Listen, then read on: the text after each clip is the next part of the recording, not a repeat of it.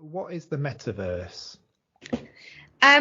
Metaverse defined in a general broader term is basically a universe that people are getting in this world virtually, and then they're interacting with one another and in this coexisting space, which is virtual. Basically, Metaverse is not any specific platform or any specific application. It is this universe. So we're living in this 3D universe that we can touch the objects around us. For Metaverse, you're supposed to get in this virtual space and you're able to touch on whatever it's there, whatever is kept there. So that's the basic concept of Metaverse. Yeah. And do you see a future whereby we spend more time inside the Metaverse than we do in real life? Could it be that the Metaverse is indistinguishable from the real world? I would say currently, if you want to get into we don't really have a Metaverse application yet, but if you want to get into this world, you technically need equipment, for example, headsets or VR headsets or any sort of any companies that issued the sort of VR things. Like you would need one of those to get into the world. So it's not really such seamless as people would imagine. But at the same time, of course, there is always a possibility for it to step into the world that you're basically emerging the reality with the virtual world. But currently, I don't think for the next decades or anything it's going to happen. But in general, there is, yes, if you're, of course, when we're moving from this world, this 3D world into the Metaverse, there's a much larger possibility of what can be created and what can we experience on it. So anything you could create here, of course, it can be replicated there. But at the same time, for example, if you want to step into space, you would need the oxygen, you would need this protection to step on the sun, to walk on the moon and everything. But if you're moving everything in Metaverse, you could potentially not needing any of the equipment, but have a similar experience, because that's what they're creating for at the very beginning, to create specific unimaginable or imaginable experience to bring it to the general public. And I mean, a few different companies have kind of tried to trial. There are some more successful than others, but trial a kind of version of it. Facebook coming to mind. I think Tinder sort of had a flirt with it as well. Why hasn't it taken off more yet than you would expect? Is there a trust issue with people? I think at some point, because Metaverse itself is not really that publicly accessible. So, for example, currently, if you want to get into specific applications, if you want to get in, one of the biggest Metaverse spatial application is called Spatial. It's basically called Spatial. But in order to use it properly, you would need a handset. You would need to buy the whole thing. And it's quite costly, to be frank. It's not the cheapest thing ever. So for some people, that is a barrier for people to try it out.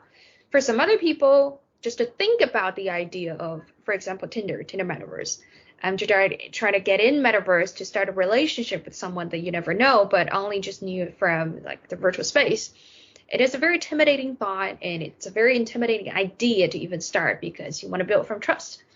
Some people just naturally don't enjoy the thoughts of technology being interfering your intimate relationship building.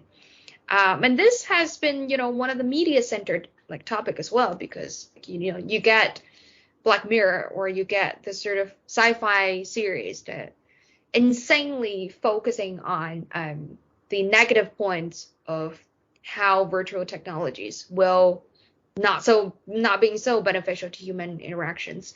So it kind of leads a whole situation directing into this angle of it's not really being encouraged.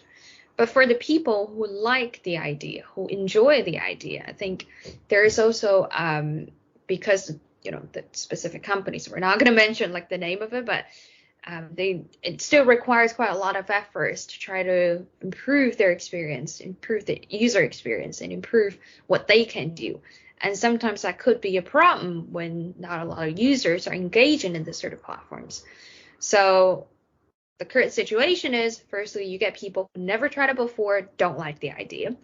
And then you get people who tried it before, but the companies can't afford to develop further of the ideas. And then by the end of the day, like, who do you want to track? You only get these two kinds of people currently. Like, if you want to get more people into this project, of course, like, coming from a marketing point of view, you need to let them try. You need to let them have being accessible to the thing. But currently it's not possible as well, because it is a very costly issue. You can't just let it for free. So not until that like time comes in, it's almost like the issue. Yeah, I'm sorry. Mm-hmm. So you think that the thing that will, or the straw that will break the camel's back, is investment, marketing. When they decide, right, the time is right to push this, really push this, people will jump on board. Well, I'd say it requires a much more it requires a breakthrough, I'd say, because currently we're kind of at the edge of, okay, yes, no, yes. Some people are losing interest, some people are not, but it's almost like when iPad is out for the first couple of years, or iPod, it became a thing later on instantly because the price has been more acceptable than before, and then the stuff itself is very groundbreaking. Currently, we need something that is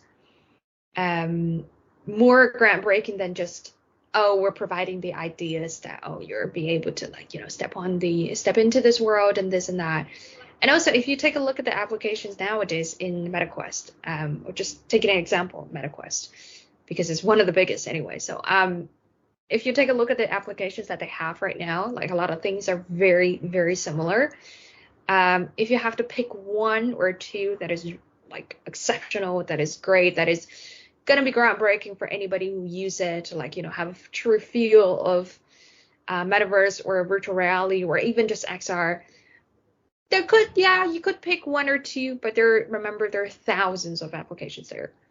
So the actual quality of it, because I did game with art design, game design background as well, so you can just see and view it from not only aesthetic value but also the game section or even just experience section. Let's just put it that way, it's not really the best for now. And there's a lot to be developed, of course. Yeah.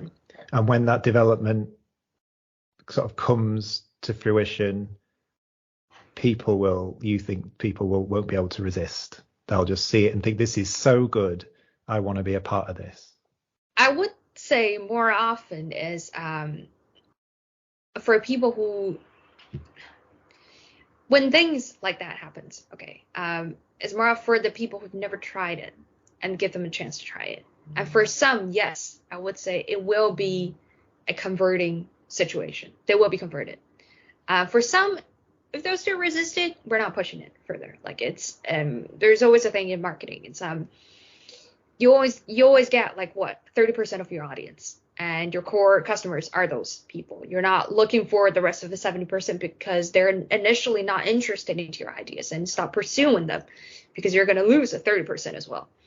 So I would say, because currently it's still targeting towards this small group of people instead of the general public, then the idea of how to do it should also be suitable for that situation as well.